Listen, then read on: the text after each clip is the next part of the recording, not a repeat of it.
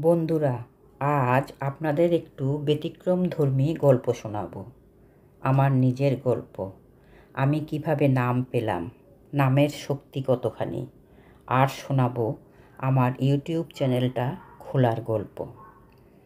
আমার দাদুর বাড়ি ঠাকুরের বাৎসরিক উৎসব হয় প্রতি বছর, এখনও হয়। ডিঙ্গামানিক থেকে প্রায় প্রতি বছরই মহন্ত মহারাজরা উৎসবে উপস্থিত থাকেন। আমার বয়স যখন 7 বছর, তখন শ্রী শ্রী রাম ঠাকুরের নাতি ডিঙ্গামানিকের তৃতীয় মহন্ত মহারাজ শ্রীমৎ সুনীল কুমার চক্রবর্তী মহারাজের কাছে নাম পাই। নাম পাওয়ার খানিক বাদে আমি নাম ভুলে যাই। মাকে সেই কথা বলতে মা আমাকে পরের দিন মহারাজের কাছে নিয়ে যান। তিনি আমাকে আদর করে পুনরায় নাম দেন। মহারাজ বলেছিলেন, সব সময় মনে মনে নাম জপ করবে। আর শ্রী শ্রী রাম ঠাকুরের ছবি দেখিয়ে বললেন, উনিই গুরু, ওনাকেই স্মরণ করবে। বুঝেই হোক আর না বুঝেই হোক, যখন মনে পড়ত তখন নাম করতাম। বড় হবার সঙ্গে সঙ্গে বুঝতে পারলাম নামের একটা শক্তি আছে। নামের শক্তিতে অনেক কঠিন কাজও সহজ হয়ে যেত। জীবনে অনেক চড়াই উতরাই পেরিয়েছি নামের শক্তিতে। জীবনে অনেক সমস্যা এসেছে, অনেক কঠিন সময়ের মাঝে দিয়েও জীবন অতিবাহিত করেছি। কোনো একটা সময় হাল ছেড়ে দিয়ে ভাবতাম ঠাকুর নেই, কিন্তু না, ঠাকুর ঠিকই ছিলেন, আছেন, থাকবেন।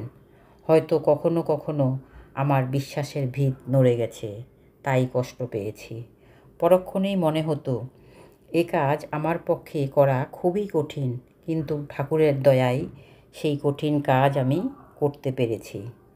আজ এই কথাগুলো আপনাদের শেয়ার করার একটাই উদ্দেশ্য, বিশ্বাস হারাবেন না, ঠাকুর আজও আছেন, তার ভক্তদের সমানভাবে কৃপা করে চলেছেন।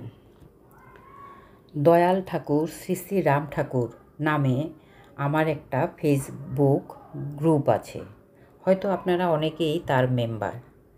আজ থেকে প্রায় 5 বছর আগে আমাদের এক গুরুভ্রাতা আমাকে মেসেঞ্জারে ইউটিউবে দয়াল ঠাকুর শ্রী শ্রী রাম ঠাকুর নামে একটা চ্যানেল খোলার অনুরোধ জানিয়েছিলেন। হয়তো তখন সময় হয়নি, তাই খোলাও হয়নি। প্রায় 5 মাস আগে আমার এক গুরু ভগ্নির সাথে যাদবপুর আশ্রমে যাই। সেখানে কয়েকটা ভিডিও করেছিলাম। একদিন হঠাৎ আমার নাতনি আমাকে বলল, তোমাকে একটা ইউটিউব চ্যানেল খুলে দিই, তুমি ওখানে ভিডিও পোস্ট করতে পারবে। ও ছোট, তাই ওর কথা রাখার জন্য বললাম, দে। ও তখন যাদবপুর আশ্রমের ভিডিওটা পোস্ট করে দিল। তখন দেখলাম ভিডিওটা প্রায় 500 জনের বেশি লোক দেখে নিয়েছে। আমার তখন মাথায় এলো যে আমি যদি ঠাকুরের বেদবাণী, ঠাকুর সম্পর্কে কিছু পোস্ট করি, তাহলে আমারও ঠাকুরকে আরও বেশি করে চেনা হবে। সবাই যদি শুনেন, তাহলে শুনতে শুনতে ঠাকুরকে আরও ভালোভাবে অনুভব করতে পারবেন, চিনতে পারবেন। পরিশেষে বলবো, আপনারা আমার নাতনিকে আশীর্বাদ করবেন, ও যেন মানুষের মতো মানুষ হয়। অনেক ভুল ত্রুটির মাঝেও যে আপনারা আমার ভিডিওগুলো দেখেন, সেটাই আমার পরম দয়ালের কৃপা। সবাই ভালো থাকবেন, সুস্থ থাকবেন, নামে থাকবেন। জয় রাম, জয় গোবিন্দ।